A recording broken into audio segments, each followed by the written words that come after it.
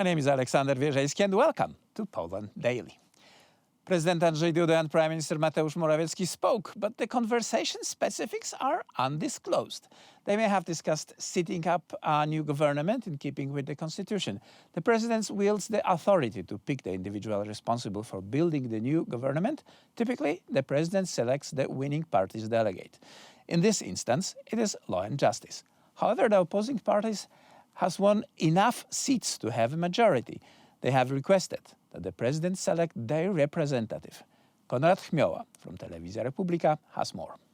A possible coalition of three parties, the Civic Coalition, the Third Way and the Left, guarantees 248 seats. That means a parliamentary majority. The so-called United Opposition is in fact made up of many factions with major differences in their programs, including on the issues of changing the abortion law, increasing or reducing the social benefits and migration policy. The first step is the appointment of the Prime Minister, which we are waiting for. With the Third Way, we can talk about forming a coalition. The People's Party has conservative views and conservative voters, and they can safely implement their program with us.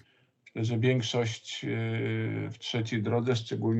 the second constitutional step, a group of at least 46 members of parliament can nominate a candidate for the post of prime minister. The Sejm then re-elects the prime minister, and by an absolute majority in the presence of at least half of the number of deputies. At present, the opposition is unable to determine who will lead the government.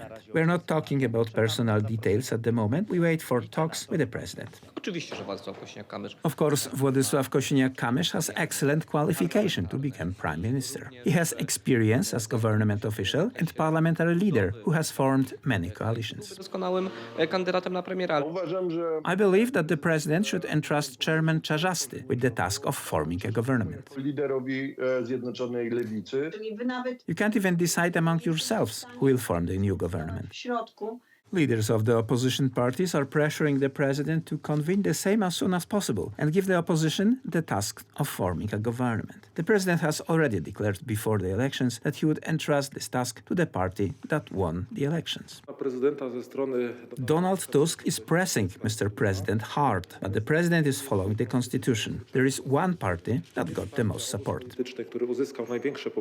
But the opposition is confident. The leader of Poland 2050 has announced that coalition talks have begun. The position of a Sejm speaker is of interest to the Third Way. Szymon Hołownia announced that the coalition agreement will be made public. However, Władysław Kosiniak-Kamysz opposes the inclusion of ideological issues on abortion proposed by the left. In the new Sejm, MPs will have to prove their credibility once again. The reform of the judiciary is a milestone for the COVID funds, and immediate payments from the reconstruction funds were one of the Civic Platform promises. Tusk has already backed away from his promise to unblock the COVID funds immediately after the elections, and Kosiniak-Kamysz from their proposal of voluntary social security for entrepreneurs. I told you it would be like this. Younger voters do not remember the rule of this duo, so they may be surprised, but you will have to get used to being fooled by them more than once. You will soon understand why people preferred Law and Justice to them in 2015. However, the opposition not only wants to change the composition of the judges on the Constitutional Tribunal, but also to recognize as a non-existent the rulings of the constitutional principles of the state, including the incompatibility of the eugenic abortion premise with the Constitution. Politicians from the Civic Coalition, the Left and the Third Way, signed the conclusions of the program for the repair of the Polish judiciary, drawn up by George Soros's Batory Foundation. The first Sejm will be convened by the president and, according to the constitution, must be held no later than 14 November. The European Union has backed Poland in its row with Germany over German rubbish that was sent illegally to Poland.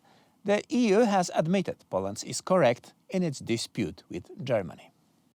Germany needs to promptly remove the waste illegally dumped in Poland. The EU has admitted Poland is correct in its dispute with Germany, said Anna Moskwa, Minister for Climate and Environment. Moskwa demanded that officials in Berlin collect the waste from the country in the next few days. If they do not act promptly, the next course of action is to make it compliant to the European Court of Justice. Moskwa also shared a picture of the European Court's decision on the issue, which confirmed that Germany did not comply comply with its responsibilities by not taking back, within the 30 days deadline, the waste from the one site and partly failing to retrieve waste from another site. The above discovery pertains to shipments organized by Alba Niedersachsen Althalt and Altmärkische Entsorgung and Transport GmbH operators who appeared to know that the waste receiver did not have the proper permit for waste management, according to the European Court. In September, there was a meeting at the European Court of Justice to discuss a problem between Poland and Germany. Poland complained that Germany would not clean up 35,000 tons of waste that was brought to Poland and stored illegally in Tuplice and Stary Jawor. The United States will send $100 million in aid for humanitarian assistance to civilians in Gaza and the West Bank, President Joe Biden said on Wednesday. Poland's Foreign Office has urged Hamas and Israel to de-escalate their war as a result of a Gaza hospital explosion that killed hundreds of civilians. The ongoing conflict between Israel and Hamas resulted in more than 500 people losing their lives in the explosion of Al-Ahli al-Arabi hospital in Gaza City. Both Israel and Hamas attribute the attack to each other. Foreign Minister of Poland communicated on Wednesday via the X platform, emphasizing the importance of safeguarding civilians in accordance with the law and calling on all parties to work towards reducing the conflict. Earlier on Wednesday, Poland's Deputy Foreign Minister Paweł Jabłoński criticized the attack on Gaza hospital and demanded punishment for those behind it. Jabłoński insisted that the culprits should be punished. There is no excuse for bombing the Al-Ahli hospital in Gaza and killing innocent civilians, he said. United States President Joe Biden departed Israel on Wednesday after a wartime visit to show solidarity and confer with Israeli leaders on the spiraling Gaza conflict.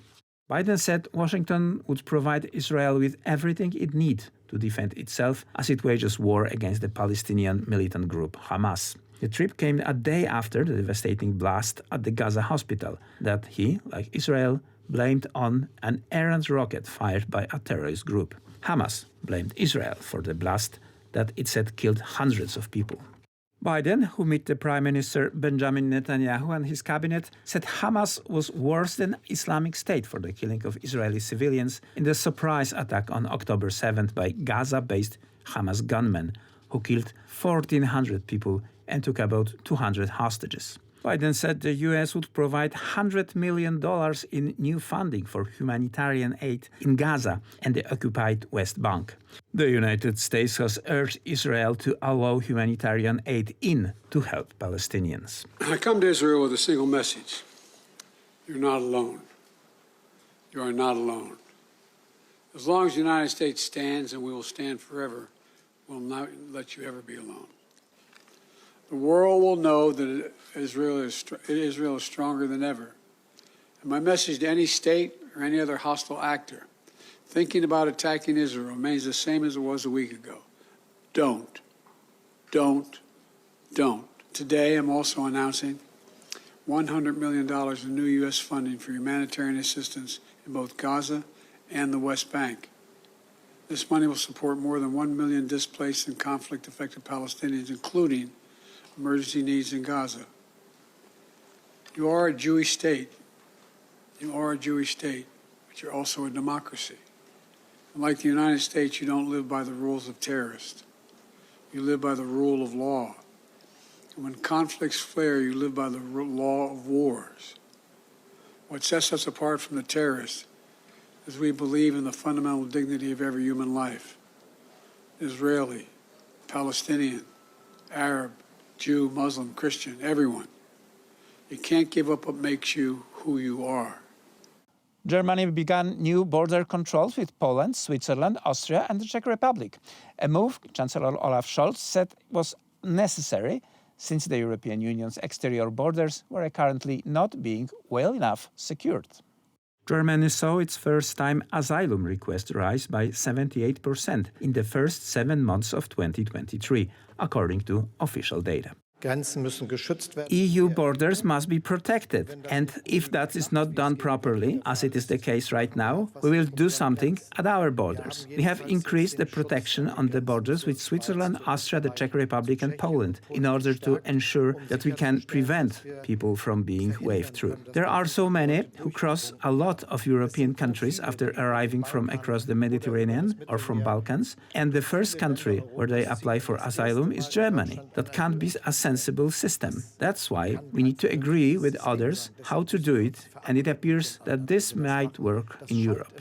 Scholz said so many people arriving from across the Mediterranean and from the Balkans crossed several EU countries before they apply for asylum in Germany. In August, registered illegal border crossings to Germany reached 14,701, up 66% on the same month last year, police data shows.